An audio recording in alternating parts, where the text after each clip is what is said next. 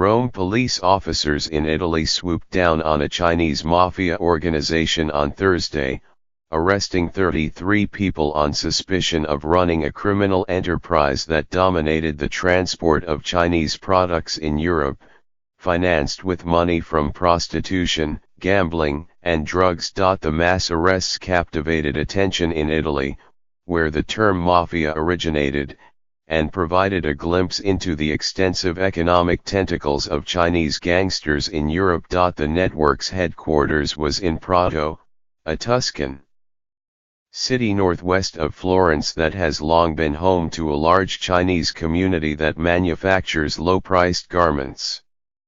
It had affiliates in Paris, Madrid, and Neuss, Germany, as well as in some northern Italian cities and in Rome, where the group's leader lived, the police said in announcing results of a 7-year investigation. The police operation broke up a dangerous organization that had used force to take control of trucking, and was financed by its illegal activities, Interior Minister Marco Minniti said in a statement. Being able to shed light on the mafia character of this group is almost incredible.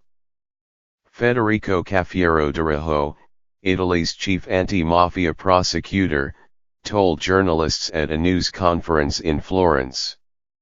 It's quite unusual to be able to identify a complex Chinese mafia organization.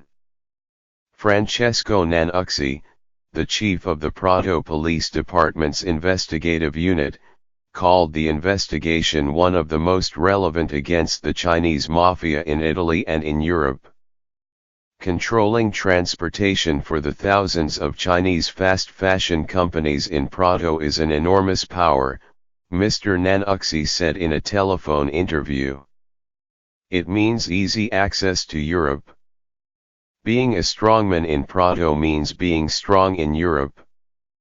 The authorities seized assets worth a few million euros, including 61 bank accounts and 8 vehicles used to transport the items. The group's gangster hierarchy came from the eastern Chinese provinces of Zhejiang and Fujian, the police said. The areas are well known for enterprising criminals. A man identified as the group's leader, Zhang Neishong, 57, was arrested early Thursday in a Prato hotel. Nicknamed the Black Man by affiliates and boss of all bosses, reminiscent of the powerful Western mafia leaders, by prosecutors, he usually came to town once a week with his son to attend to his business, the police said. The evening before his arrest, the police said, he had visited businesses in Prato and used 8 cars to avoid being followed or identified. In 2010, Mr. Zhang won a power battle among gangs that had shed blood in the streets Prato for years, and culminated with the killing of 2 young Chinese men with a machete in a restaurant. Mr. Zhang was then said to rule over a vast criminal ring that used threats and violence against Chinese business owners and profits from illegal activities such as prostitution, drug trafficking, extortion and gambling to build a transport company that won a near monopoly in the movement of items for thousands of Chinese companies.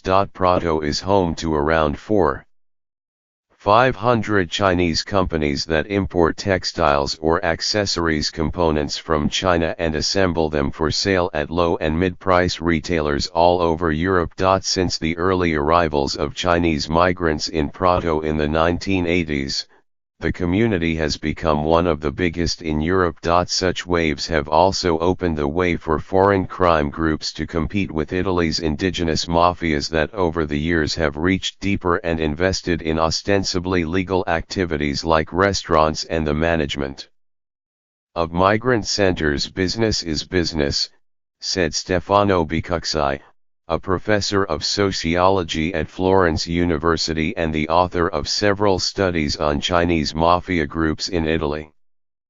Criminals go where the money is. Mr. Bicucci noted that until the 1990s, the most lucrative business for these rings was illegal immigration, but their interests moved to extortion from Chinese entrepreneurs and commercial activities, or requests of protection money on goods imported from China into Rome's large retail market. The first arrests for Mafia in the Chinese community in Italy date to the early 1990s. Mr. Bicuxi said it is hard to penetrate these networks, because the Chinese communities are often closed and separate from the context they live in, he said. The more closed they are, the easier it is for these phenomena to spread and victimize them.